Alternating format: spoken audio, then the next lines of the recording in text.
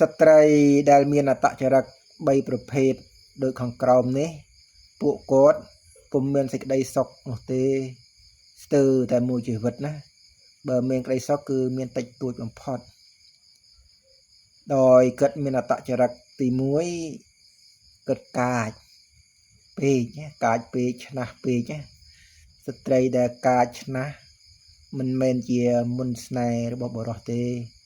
មិនតែប៉ុណ្ណោះថែមទាំងធ្វើឲ្យខ្លួនឯងនឹងបាត់បង់ក្តីសុខទៀតបើកាចតិចអត់អីទេកាចដឹងខុសដឹងត្រូវតែបើកាចខ្លះកាចយកទៅមែនតែនតែម្ដងអាខុសហើយក៏នៅតែបំពេញធ្វើយ៉ាងម៉េចឲ្យតែខ្លួនឈ្នះស្ត្រីខ្លះកាចមិនដឹងមុខទេធ្វើយ៉ាងម៉េចឲ្យតែបានឈ្នះដៃគូអានឹងមិនកើតទេណាស្ត្រីប្រភេទហ្នឹងគឺមិនសូវមានក្តីសុខទេបើមានតែដំបងតែបន្តិចតែប៉ុណ្ណោះឯងហើយស្ត្រីទី2គឺស្ត្រីដែលគ្មានចិត្តស្មោះត្រង់ណាស្ត្រីដែលខូចនិយាយចំទៅគាត់គ្មានចិត្តស្មោះត្រង់នឹងស្វាមីទេស្ត្រីហ្នឹងក៏ពុំសូវមានក្តីសុខដែរពីព្រោះគាត់ធ្វើឲ្យដៃគូមិនសូវទុកចិត្តដល់ពេលអញ្ចឹងទៅក៏បាត់បង់ទំនុកចិត្តពីដៃគូហើយកន្លែងហ្នឹងក៏មិនសូវមានក្តីសុខដែរហើយប្រភេទទី3គឺស្ត្រីដែលយល់តែចិត្តខ្លួនឯងយល់តែអារម្មណ៍ខ្លួនឯងធ្វើអីក៏ត្រូវធ្វើអីក៏ត្រូវអាប្រៃធ្វើអីក៏ខុសធ្វើអីក៏ខុសស្ត្រីដែលយល់តែពីខ្លួនឯងក៏មិនមានក្តីសុខដែរគឺមិនសូវមានទេធ្វើឲ្យប្តីហ្នឹងឆាប់អន់ចិត្តដែរអញ្ចឹងបើស្ត្រីដែលមានលក្ខណៈ3យ៉ាងនេះបានស្ដាប់ហើយបើចង់ឲ្យមានលក្ខណៈល្អប្រសើរគួរតែរៀនកែឬក៏លួចកែនៅទង្វើអាក្រក់របស់ខ្លួនចេញណាកុំគិតថា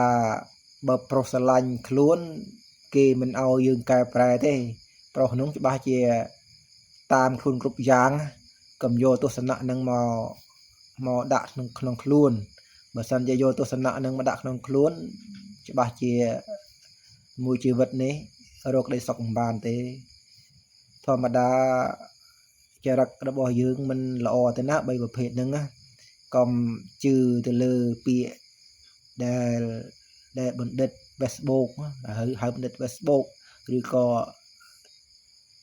មនុស្សដែលនិយាយតាមតែចិត្តណាថាបើគេស្រឡាញ់ខ្លួនទោះបីជាខ្លួនមានចរិតយ៉ាងណាក៏នៅតែគេតាមគេកង្វល់គេត្រកុំយកចិត្តនឹង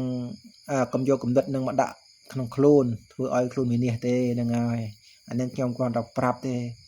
ប៉ុន្តែជាទូទៅយើងសង្កេតមើលខ្លួនឯងចោះហ្នឹងហើយស្ត្រីដែលមានលក្ខណៈទី1គឺកាចពេកទី2គឺមានចរិតមិនស្មោះត្រង់ហើយទី3គឺយល់តែចិត្តខ្លួនឯងណា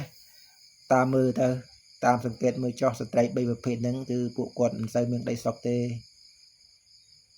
ខ្ញុំនិយាយនេះមិនមែនថារើសអើងល្មិចល្មាទេក៏ប៉ុន្តែគ្រាន់តែប្រាប់ស្រីដែលគាត់មិនបានដឹងណាព្រោះគាត់មិនបានដឹងគាត់ចេះតែជឿទៅលើពាក្យអ្នកដតីដែលមិនបានរៀនសូត្រច្បាស់លាស់ឬក៏អ្នកដែលថាអ្នកប្រាជ្ញក្នុង Facebook ចេះតែថាតែមិនឲ្យតែបានបរោះស្ដាប់បើយកគំរូតាមពួកហ្នឹងវាសូយវាខាតណាធ្វើឲ្យយើងនឹងជាស្រីហ្នឹងវាបាត់បង់ដីសុខវាសូយគេហើយស្ត្រីសប្ងៃហ្នឹងម៉ាយច្រើនណាដោយសារតែប្រកាន់ចំហមួយថាបើគេ